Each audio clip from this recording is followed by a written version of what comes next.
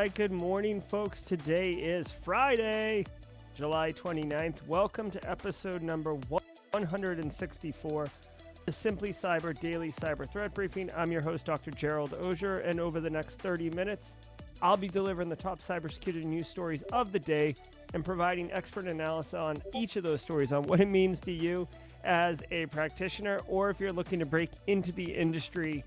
There's going to be some value here for you, I promise you. Now, shout out and thanks to this stream sponsor. Part of the reason y'all don't have to watch commercials or Google ads or whatever. Much love and respect. Thank you, Barricade Cyber Solutions, for sponsoring the stream. Cyber criminals have stolen your company's data and derailed your business operations. This actually happens. Listen, criminals mess up your system, okay? It's not good for business. Barricade Cyber Solutions, they're in the business of helping you resolve the ransomware attacks and getting your business back on track. I'm telling you guys right now, it doesn't matter if you're Analyst 1 or if you're a CISO, if you don't have a plan for your organization, if you got hit with ransomware today and things just stopped working and you'd be bumping into each other, anxiety dumping, or adrenaline dumping, it's not a good situation. I mean, it is, if you know what you're doing and how to handle it, it's actually exhilarating. I mean, not that you want to deal with bad situation, but it is exhilarating. So if you don't have a plan, you don't have a solution, consider setting up a no obligation. You basically get on the phone with Eric and the team over at Barricade and talk about what your situation is and how they might be able to help you. Barricade Cyber Solutions, great people. I want to remind you, if you hold professional certifications that require CPEs like CISP, CISA, CISM, each episode, like this one, of the Daily Cyber Threat Briefing is worth half a CPE, so 2.5 a week. It's Friday, so if you've been here all week, boom, you got 2.5. 10 a month, roughly 10 a month, right? We have different amount of days each month, but trust me, they stack up. You're going to blow out your CPE requirements easily, and it will be an incredibly enjoyable experience, much better than watching a webinar on identity and access management. Now, how do you get credit for the CPEs? Obviously, you have to be here, but sometimes auditors push back and they're like, I don't know, were you really there? Is this Simply Cyber Daily Briefing worth a damn? You can be like, just say what's up in chat. It'll get burned into the stream forever. Forensically sound evidence, chain of custody, the works. And you can just point to that and say, go watch these 32 videos. I did each one. That's 16 CPEs. Now back up off me. Okay? So just say what's up in chat. Where are you coming from? Where are you at? What you got planned this Friday, this weekend? Because it is the weekend. If you are live, I see 76 of you there. Just on the Simply Cyber YouTube channel.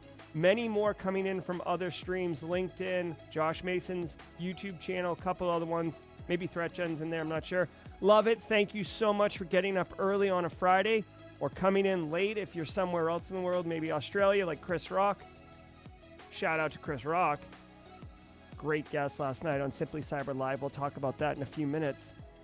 If you're watching on replay, I understand left coast. It can be tough getting up early. We're going to find out in 2 weeks when I'm in Vegas doing the Simply Cyber Daily Threat Briefing live on Pacific Coast time. Get a true appreciation for the left coast. Go ahead and drop a comment in chat so you do get credit for those CPEs. Hashtag Team Replay is a fine option for your comment. Identify.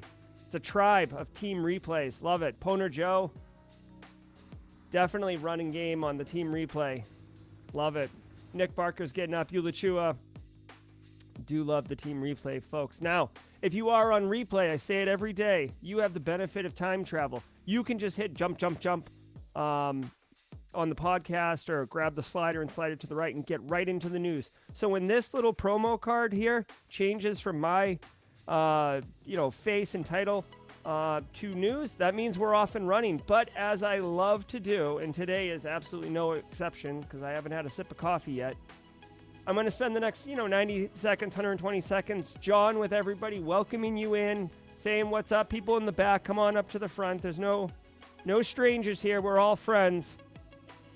Welcome to the Daily Cyber Threat Briefing, y'all. Good morning, Lewis Diamond. Hey, Tony Roy. Will Reed. Love seeing Will Reed in chat. Good to see you, Will. Benny Rodriguez. Nick Barker. What up? Yeah, buddy. I'm going to be living that West Coast life pretty soon.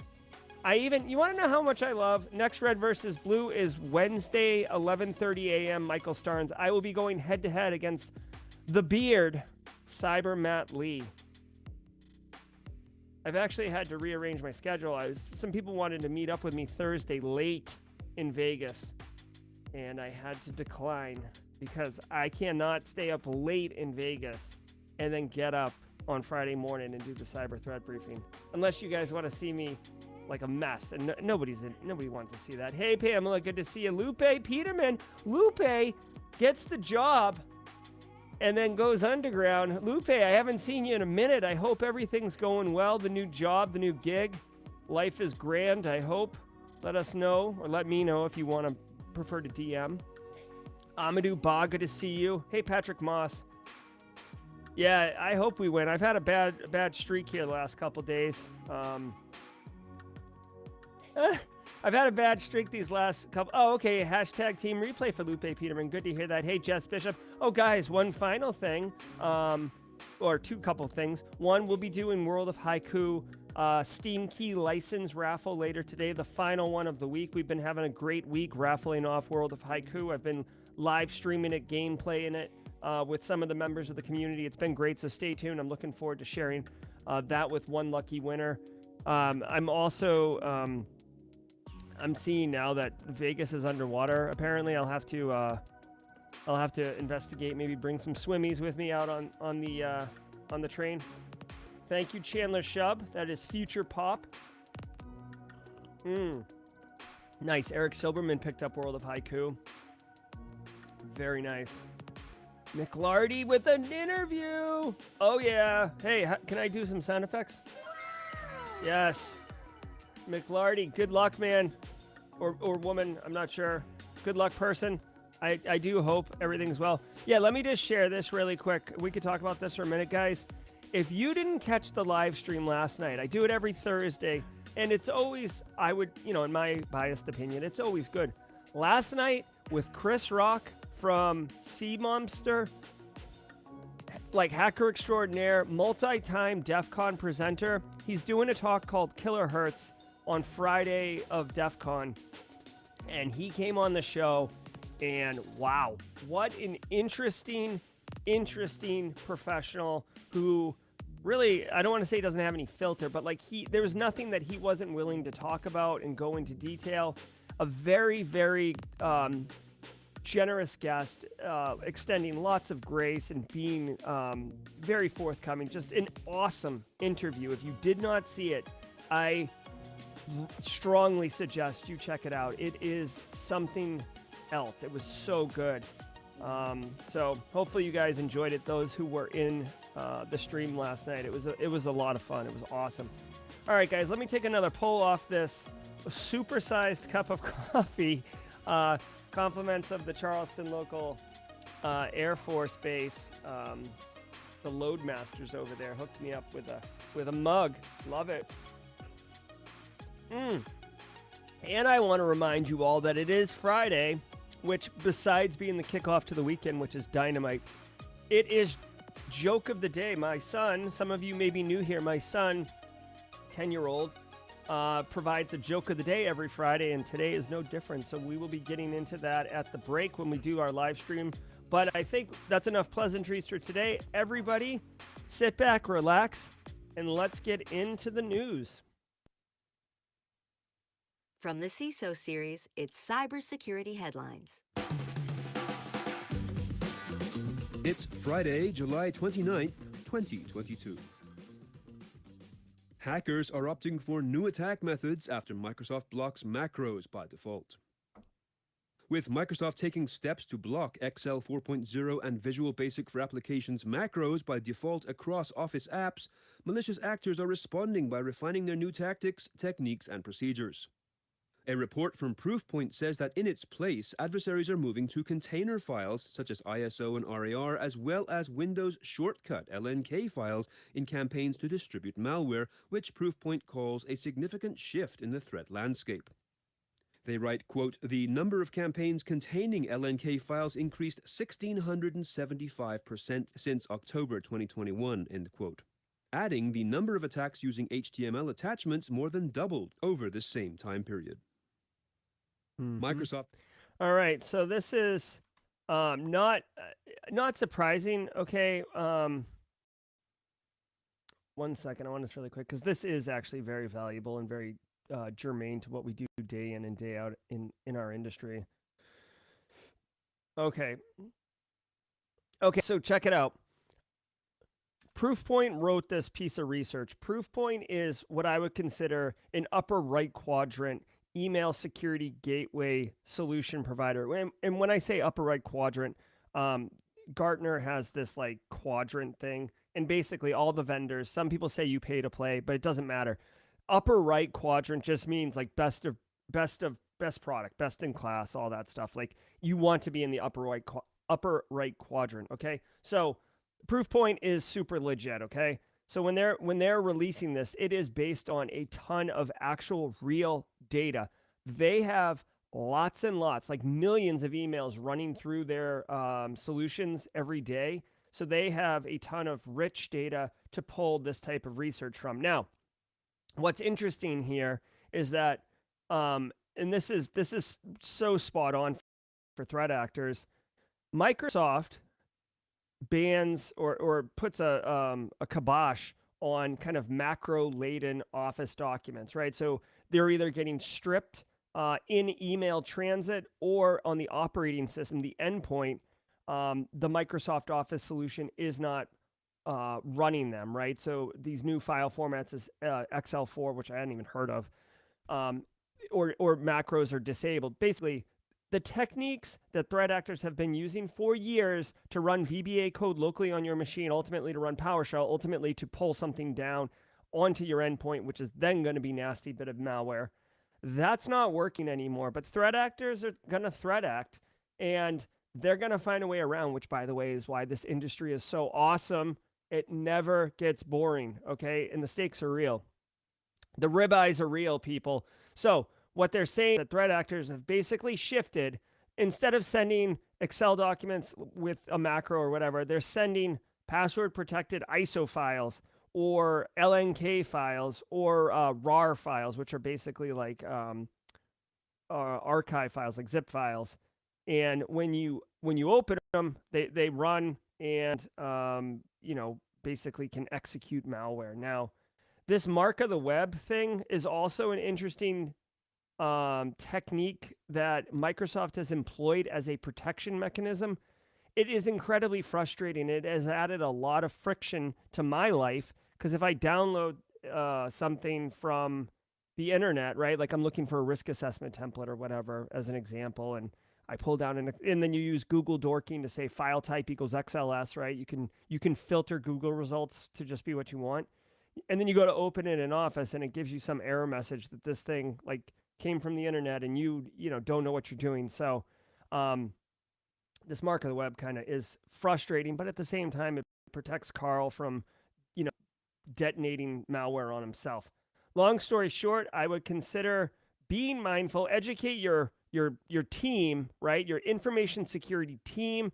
And if you're a large enough organization and you have a separate email team, educate them that this is happening, right? This is kind of the development of the threat actor approach into getting malware into into end users' inboxes, okay?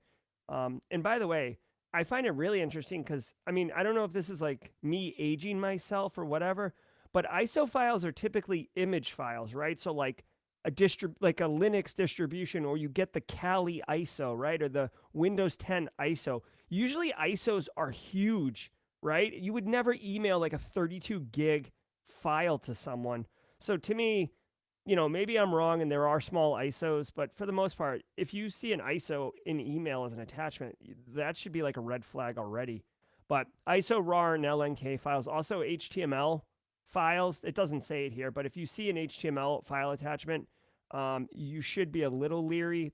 I've seen those techniques as well. There is an opportunity here to update and educate your end users as well. It gets a little tricky because now you're going to start talking about file type extensions, and that, even though that's basic for us, that starts to get a little dicey for end users. But just, there is an elegant way. I'd have to think about how I would do it personally, but educate your end users. But really, you should, these emails shouldn't be getting to your end users, which is the power of a capable email security gateway. And that's why you use one, okay?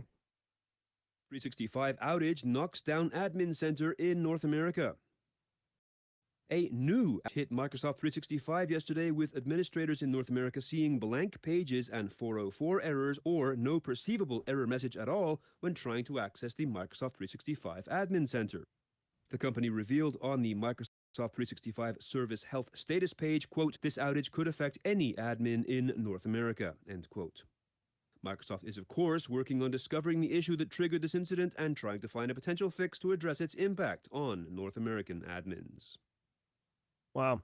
Okay, so this is interesting in that, so the admin portal, many of us use Office 365, okay? So if you don't use it, let me just explain very, very quickly why this is a big deal, okay? Many of us use Office 365. It provides email, OneDrive, file storage, SharePoint, file sharing, right? Many businesses are on Office 365, okay? So there's a huge footprint. Now, the admin page of Office 365, the admin.office.com, that allows, get ready for it, admins, that allows IT staff basically to go in and change a user's password, check logins, look for geolocation, right? Like it's called admin, and you can do user administration. And remember, in the new paradigm of zero trust architecture, like the identity, the user is really, really important to make sure that you're securing and keeping eyes on and stuff like that. And that's kind of like what the admin portal is. You can do other stuff too. You can do exchange configuration and all this other stuff. You literally are administering your instance of the Office 365 instance in the cloud, okay? It's the interface for that, right? This is not Azure, okay? Azure's different. Think of Azure as almost like access to infrastructure or platform as a service, and the Office 365 is like a platform as a service, okay? Like it's abstracted higher. So when you're administering it, you're toggling and configuring the settings of these systems. So for the admin portal to be down is huge. This is, in my opinion, completely unacceptable, right? Like if you're trying to admin your environment, end user calls in and says, "Hey, so I just got notified that I logged in from Guyana. What's up with that?" Or, "Hey, my password's broken." Like, I cannot go in and do anything if that portal is not accessible. If I'm getting a 404, which means site not reachable, I might as well sit on my thumb. You know what I mean? So like this is, it's like getting kneecapped. Like you can't do your job. You can't admin your environment. This is a major thing. Now the status.office.com, much like every other cloud service in the world, they have a website. I bet you if we go here, it'll be like green check marks with different regions. Let's see. Oh, I don't want to log in there because it's probably going to take me into some Office 365 instances that I manage, and that would be bad OPSEC. But long story short, this sucks, and Microsoft better get it straightened out.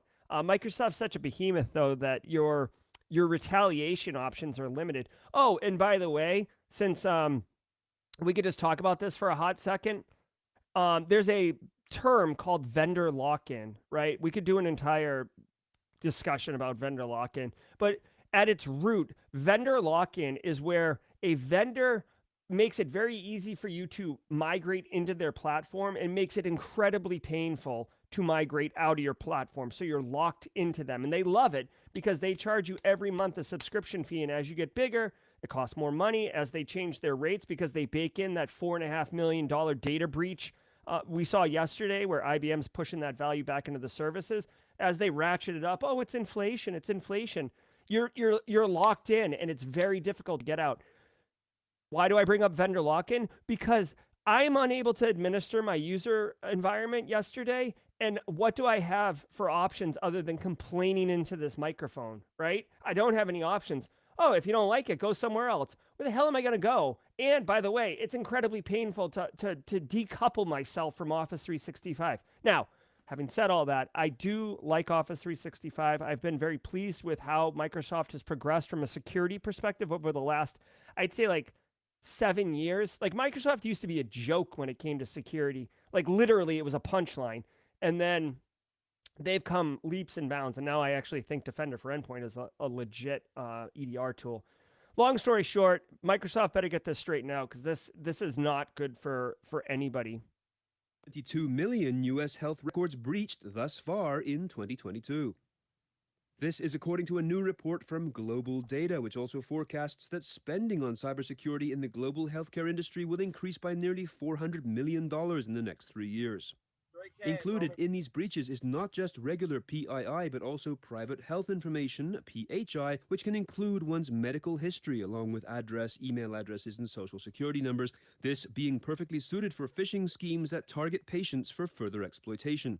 Unlike credit card information or PII, medical history cannot be changed, making it much more valuable on the black market.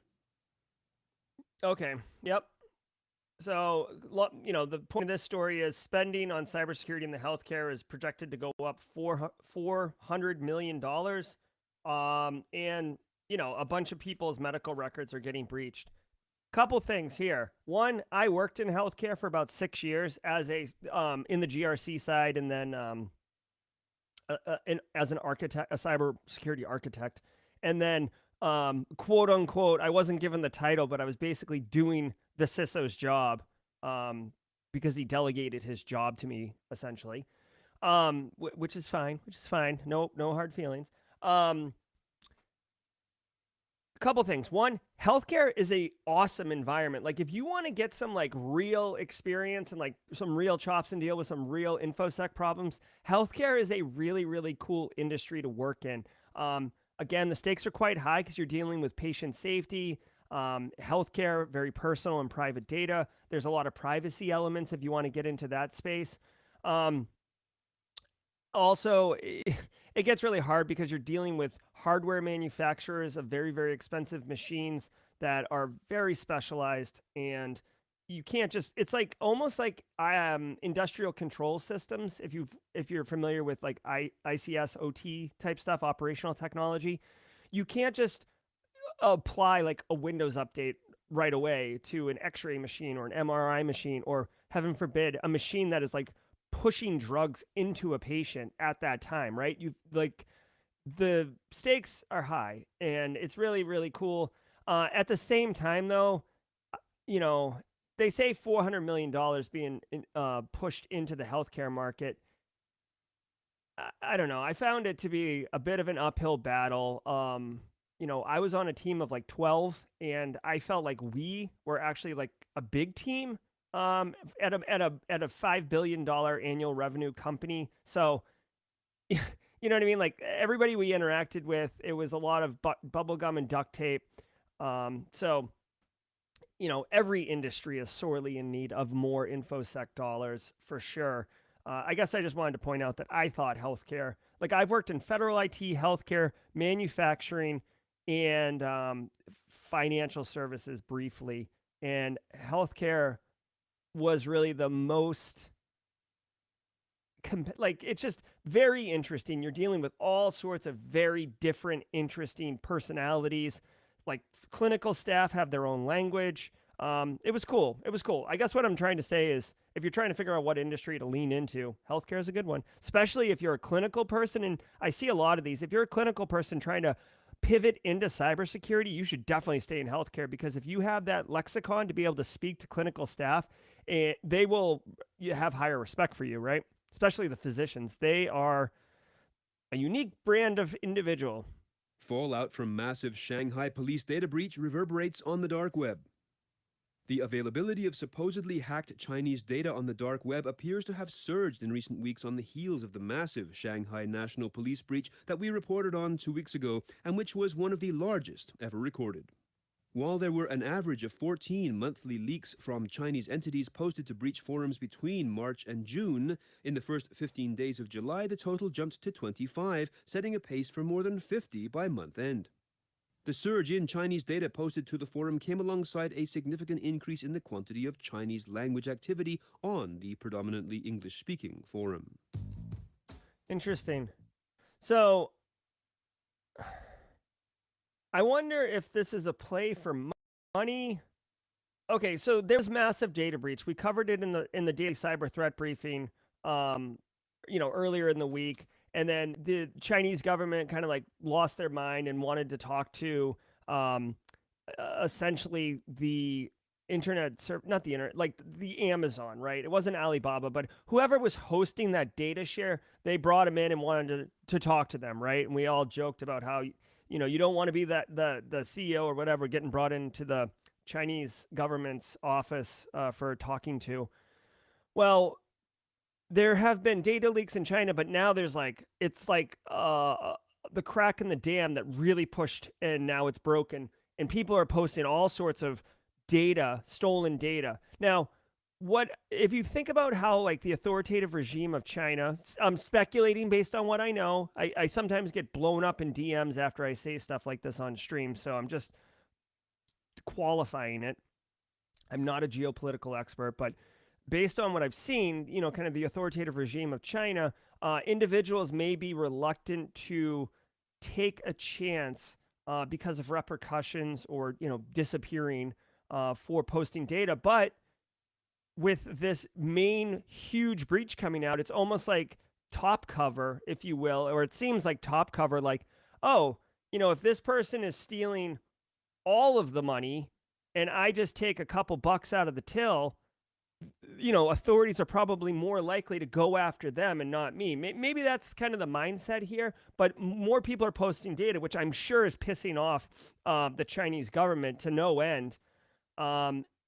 That's one thought I have. And then the other one, it makes me think, I wonder if they're running really strict COVID protocol lockdowns in China, like whole regions are getting shut down, or at least that was the case when I checked in a few months ago.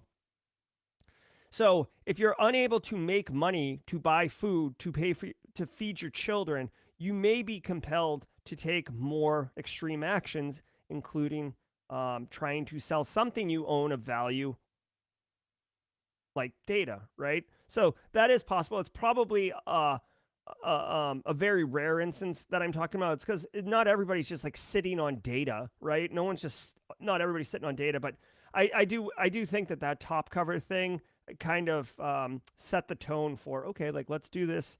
And plus they're all in the dark web and stuff, although China's a very competent cyber power. So I'm sure if they wanted to find the source of these individuals posting data for sale, they probably could. All right, let's pay the bills with CISO series. Thanks to this week's episode sponsor, Sneak. Developers want to code fast and security wants to ship securely. And that's why they both choose Sneak. Backed by industry-leading security intelligence, Sneak provides real-time scanning with automated fixes and remediation advice right from the tools and workflows developers use. Code, dependencies, containers, cloud infrastructure, all of it. And while developers are building securely, Sneak gives security teams a bird's-eye view of all of their projects so they can prioritize and focus their efforts in the right places. Developer tested, security approved. Start your free Sneak account at sneak.co/cybersecurity. That's SNYK.co/cybersecurity. All right. Thank you to CISO series. Let me turn some music on really quick. So I just want a minute here, guys, and point out World of Haiku. World of Haiku is this new Steam game that's basically set in a near future world, very cyberpunk vibes. It's fun. It's fun. I'm playing it on stream. It teaches you basic Linux skills and basic pen testing skills, and it's done in a fun, interesting way. Good graphics. I'll be playing it later today at 4 p.m. Eastern Standard Time. If you're interested, I'll share that. But it is available on Steam right now, and all week I have been raffling off Steam license keys, and today is no different. So let me just confirm that I got the keyword in here. I do. If you would like to enter the raffle that I will be pulling the winner later in this stream, about 20 minutes from now, go ahead and drop the word haiku in chat right now. Haiku, Haiku. You can see it right at the top of the stream. It's written in white letters, Haiku. Haiku. Devin Boland's got it. Go ahead and enter. While you guys are entering, I will tell you the Grayson joke of the day. You guys ready? Here we go. Grayson joke of the week. Joke of the week, okay? How many cybersecurity professionals does it take to screw in a light bulb? How many cybersecurity professionals does it take to screw in a light bulb?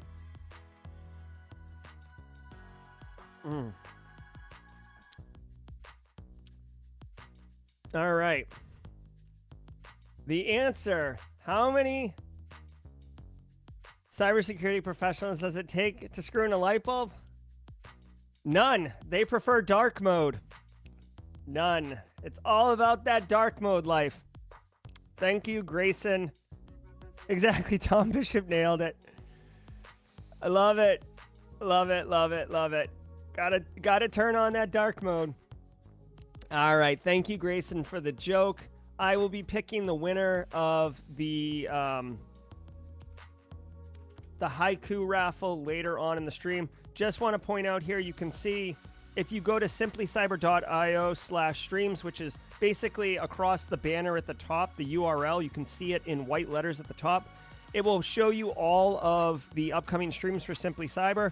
This is the world of haiku. This is in 7 hours, 4 p.m. today. We will continue playing. So if you want to come hang out, it's a very chill stream. It is Friday afternoon. I might even have a pint with me. We'll see. But come hang out with us. It'll be a good time. Let's get back to the news. Wordfly data breach impacts clients in the arts and sciences.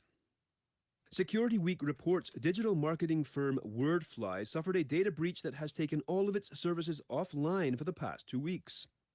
According to Wordfly's most recent status update, a system disruption was first detected on July 10th, and within hours, all services hosted internally, including its backup services, were shut down. On July 14th, it was discovered the intruder exfiltrated data, including usernames, email, and other important information, but Wordfly claims the attacker deleted the data the following day. Among the organizations affected by this breach are the Smithsonian's National Zoo and Conservation Biology Institute, the Canadian Opera Company, the Toronto Symphony Orchestra, and the Canadian Stage Company. All right. Novel map. So, based on what I can tell about this Wordfly service is, it's like a marketing firm that handles like newsletters, and that type of like marketing awareness, sales kind of communication, right? So, like Simply Cyber, I just launched the new website. You might notice that on the website page there is a email capture, right? So if you want, you can put your username, your name and email address, and you'll sign up essentially for a newsletter. Now, I'm the one who's sending the newsletters, so expect them to not be incredibly frequent or pushy. But if I wanted to, I could hire a service like Wordfly, and they would handle all that for me. Big businesses do that. So Wordfly gets popped. Sounds very much like a double extortion ransomware incident where their systems are disrupted and their data is exfiltrated. I mean, this is, ransomware in 2022 101, the basics, right? Get in, steal the data, and then try to get paid on both ends. What's interesting is Wordfly's client base includes some big people, right? Like Smithsonian's National Zoo and Conservation, the Toronto Symphony Orchestra, etc. Now, you might be like, well, who cares about the Smithsonian's National Zoo and Conservation? Okay, here's why it matters. Who knows what kind of that data that is, but a lot of times data like this won't just have email address. It might also include like donor information, right? So if someone donates $10,000 a year to the Smithsonian, they might have a flag and they get a more tailored newsletter or email, or maybe they get the emails about, hey, it's time for the autumn gala at $2,000 a plate, right? You're not going to send that to everybody because it's not going to hit, but maybe, the people who do donate, right? So for example, like, I don't know if that data is in this word fly dump, but my point is, you can use it that way. You can also use it for phishing where, these people are into the, Smithsonian Zoo is biology, right? So maybe you craft a targeted phishing email. The one thing, the one thing that is odd to me, like, I guess this means phishing as a service platform. This is new to me, guys. I mean, I'm not surprised. It's 2022. It's like everything as a service is like the new buzzword. But have you guys seen or heard? Has anyone phishing as a service platform? Like, I've never heard of that. I mean, I guess you just feed it email addresses and they take care of the rest. But, oh, you know what? I'm sorry. So this is like one of those roundup kind of articles. So this is actually 3 different stories. So this is the only one that we're actually talking about. Okay, I got kind of confused. But at the same time, I've never heard of phishing as a service platform. So add that to the list. Malware hijacks Facebook business accounts. This new malware is hijacking high-profile Meta Facebook business and advertising platform accounts through a phishing campaign that targets LinkedIn accounts. The malware, dubbed Ducktail, uses browser cookies from authenticated user sessions to take over accounts and steal data. Researchers from WithSecure, formerly F-Secure, discovered the ongoing campaign, which appears to be the work of financially driven Vietnamese threat actors. The company stated in their report, quote, "The malware is designed to steal browser cookies and take advantage of authenticated Facebook sessions to steal information from the victim's Facebook account and ultimately hijack any Facebook business account that the victim has sufficient access to." All right. Radiation alert. Couple things here. And this isn't going to be totally inclusive of everybody. I'm basically targeting Americans that are probably over 35 right now. It's codenamed Ducktail, right? Did anyone else think like DuckTales, woo, right? Like, that's the immediate thing that went in my head. Again, that's not a really inclusive inside joke, but if you know what I'm talking about, you know exactly what I'm talking about. Okay, so novel malware, okay? This right here is very important to share, okay? I would recommend strongly that there is a niche group of people in this chat right now or watching on replay that need to take action on this, okay? So really quick, the story says that there is a highly motivated, obviously sufficiently skilled Vietnamese threat actor group who is targeting individuals on LinkedIn through a phishing campaign, which, by the way, they can use the power of LinkedIn's filtering capabilities to curate essentially a target, right? So spear phishing, they call it regular phishing, but basically they're spear phishing, right? Who do we want to go after today? Financial services, in California, whatever. Okay, so you can filter down very quickly, and then they're phishing them, likely sending them a DM. It didn't say this in the story, but this is how I would do it. Sending them a DM with an attachment of some sorts. We just saw in a previous story from Proofpoint that they're sending these ISOs, HTMLs, LNKs, RARs, right? And the people who they're sending it to are working in kind of the PR marketing department because they're ultimately trying to get the business account of the Facebook business account, okay? And most times there's a PR or HR or whatever person, not HR, PR or marketing person who's going to control that, okay? And the reality is let's be real, right? Everybody's running with like 50 tabs open, right? Or at least a few tabs. You're logged into the Facebook Meta business account because you're talking about the deals of the day or really excited for Black Hat DEF CON next week or in 2 weeks or whatever. Whatever it is, you've got those tabs open because your day-to-day job requires you to interact with clients, sales funnels, respond to inquiries, troubleshooting, friction points for customers, whatever. You're managing the brand and you're going to be logged into Facebook. You're going to be logged into Twitter. You're going to be logged into LinkedIn, right? So these threat actors are targeting those individuals. And because you're logged into all these services, you've got session tokens and however this malware works, The second it detonates on the box, they steal your credentials, and now they're effectively logged in to your Facebook business account. And once they're in there, they can do things like change the password, disable MFA, right? And then re-enable it with a token that they have.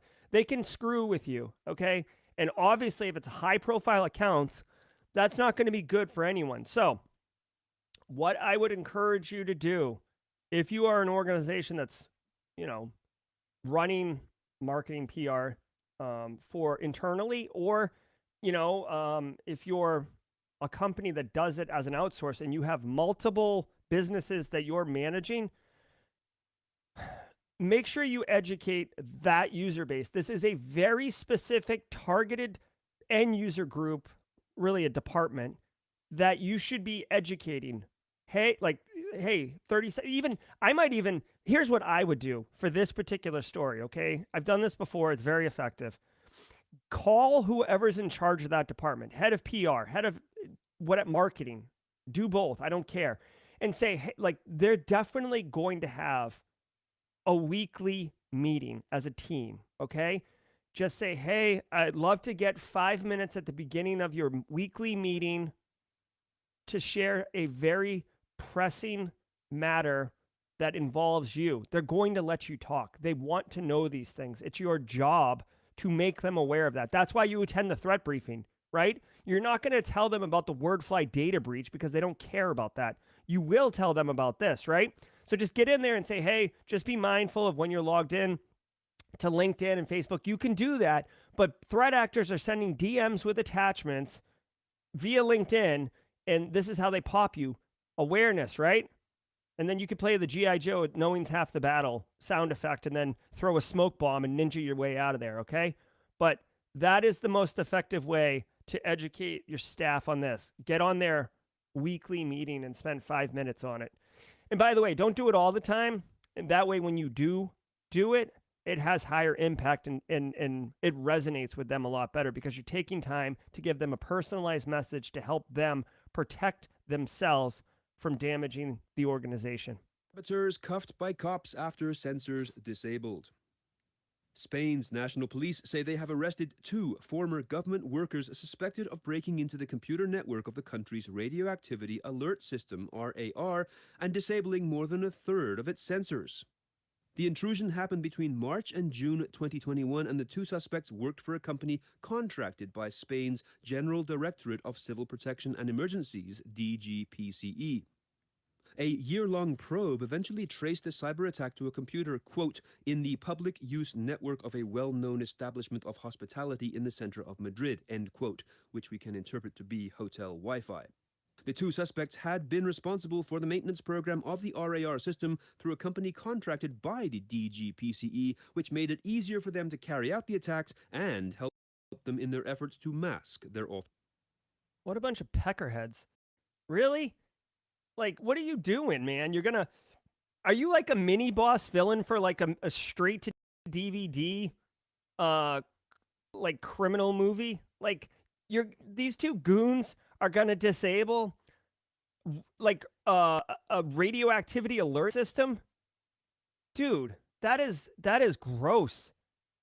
That is gross. I do find it interesting that the intrusion happened in 2021. I mean, in intrusion, quote unquote intrusion, it sounds like these individuals actually had authorized access and they were just abusing it. But it was a year-long probe to get these guys. Dude, there's certain crimes that are just vile, right? Disabling a radioactivity system? Ugh, it's gross. But you know what? I guess it just goes to show you, you might think that people aren't capable of certain things. Like there's certain dependencies you might have in certain alert systems. And, this can happen. I mean, we've also seen the other way.